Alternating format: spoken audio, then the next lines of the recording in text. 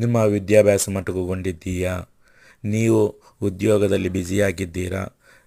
ನಿಮಗೆ ವಿದ್ಯಾಭ್ಯಾಸ ಮುಂದುವರಿಸುವ ಇಚ್ಛೆ ಇದೆಯಾ? ಹಾಗಿದ್ದರೆ ಸ್ವಯಂ ಆ್ಯಪನ್ನು ಡೌನ್ಲೋಡ್ ಮಾಡಿಕೊಳ್ಳಿ.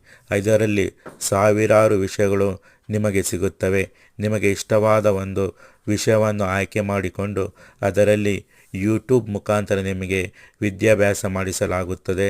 ನಿಮಗೆ ಎಜುಕೇಷನ್ ಕೊಡಲಾಗುತ್ತದೆ. ಅದನ್ನು